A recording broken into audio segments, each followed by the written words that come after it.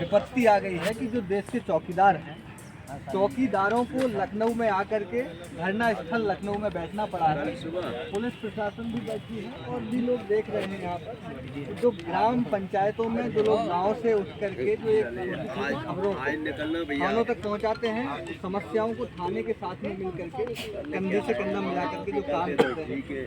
आप सबने देखा होगा, मैंने भी देखा है कि अगर कोई छोटी सी घटना घटती है तो सबसे पहले चौकीदार को बुलाया जाता है। थाने में कोई भी मैटर होता है, कुछ भी होता है, चौकीदार साहब आएंगे, चौकीदार साहब बताएंगे। आज हालत है कि ये हमारे चौकीदार भाई लोग हैं जो पिछले कई दिनों से लगातार इको गार्डन में धरना प्रदर्शन कर रहे हैं, लेकिन सरकार इनकी मांगों को सुन नहीं रही है। और ऐसे लोग अभी बेचारे सर्दी का मौसम है, कड़ाकी ठंड है और किस तरह से अपना जीवन जी रहे हैं यहाँ पर।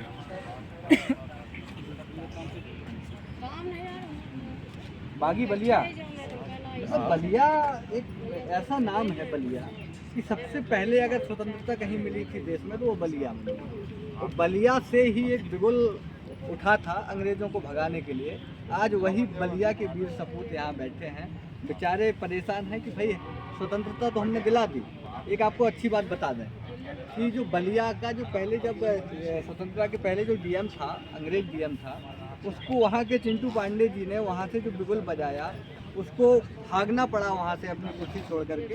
वो बलिया में डीएम और वहाँ के स्थानीय निवासियों को बना दिया गया। गर्व की बात होना चाहिए। हमारा निवेदन है सरकार से कि ऐसे बागी बलिया के जो प्रतिष्ठित लोग हैं इनका सम्मान करें। जो भी हो सकता है आपसे जितना सहयोग बन सकता है वो करें। तो सबसे पहले तो कुछ अपील करें कि क्या कहेंगे, सरकार सुनती है सबकी बात।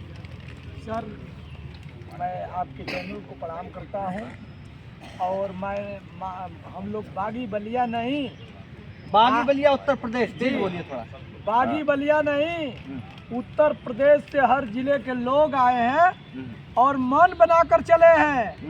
इको गार्डन में 17/11/2022 से लगातार संघर्ष करने का हम लोग काम किए हैं और इस बार ये मन बनाकर चले हैं।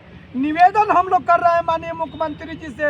आज 22 दिन हो गया निवेदन करते करते, लास्ट तक निवेदन हम लोग करेंगे। माननीय मुख्यमंत्री जी से निवेदन कर रहे हैं कि हम लोगों को या तो चौथी श्रेणी में कर दीजिए या तो नियमतम मंजूरी हम लोगों को 18,500 दे दीजिए। हम लोग इको गार्डन से चले जाएंगे। नहीं तो अगर इस तरह का आप नहीं करते हैं तो इको गार्डन के धरती पर जान भी देना पड़े तो बागी बलिया नहीं, पूरे प्रदेश के लोग हम लोग ही यहाँ जान देने के लिए तैयार हैं। जी, सारे जिलों से लोग आए हैं। जी। तो आखिर आप लोगों की जो मांगे हैं कब से चल रही हैं और सरकार के द्वारा कोई ऐसा आश्वासन आपको मिलता है जिससे आप लोग संतुष्ट हों? सर, ये मांगे पूरे प्रदेश में हम लोग लगातार कई वर्षों से मांगना, हम लोगों के बाप दादा भी मांगे और 2017 में मांगा गया, 15 में मांगा गया, 12 में मांगा गया। सरकार से हम लोग निवेदन करते रहे। बाकी सरकार का हमको मालूम नहीं पड़ता है कि किस दृष्टि से देखती है। उनको ये लगता है कि ये अंग्रेजों के ज़माने में नौकरी किए हैं, तो अगर उनके दिमाग में ये है कि ये लोग चौकीदार हमारे हिंदुस्तान के तहत नहीं आते हैं तो हम लोगों को पाकिस्तान भी भिजवा दें, हंसते हुए जाने के लिए तैयार है। आप देखेंगे ये दादा जो बैठे हैं, बुजुर्ग हैं, और इनके गले में जो गमछा है वो लाल कलर का है।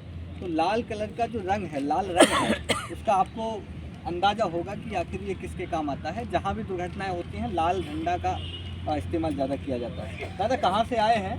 और आप तो चौकीदार हैं, आप ऐसे बैठे हैं, तो मैं भी चौकीदार, भारत के प्रधानमंत्री भी चौकीदार हैं, उत्तर प्रदेश के मुख्यमंत्री भी काम कर रहे हैं, लोगों को बराबर सहयोग कर रहे हैं, तो क्या कुछ कहेंगे?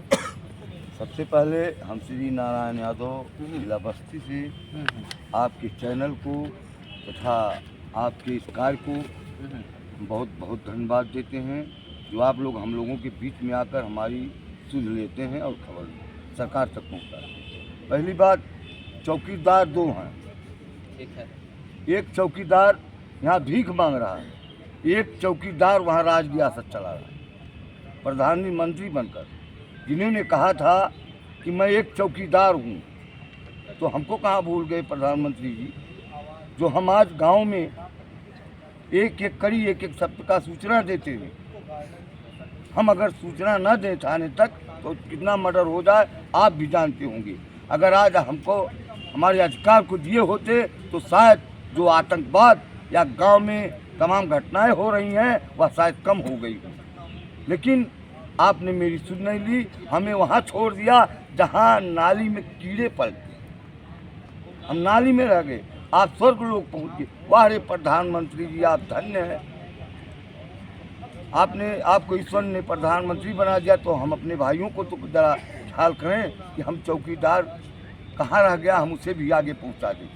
2024 का चुनाव आ रहा है, आपका सोचना चाहिए कि हम चौकीदार बन करके चौकीदार का मतदान वोट किए और 24 में हमारा चौकीदार अगर नहीं हम उसको कुछ देते हैं तो हो सकता है चौकीदार हमारे खिलाफ आवाज़ उठाए।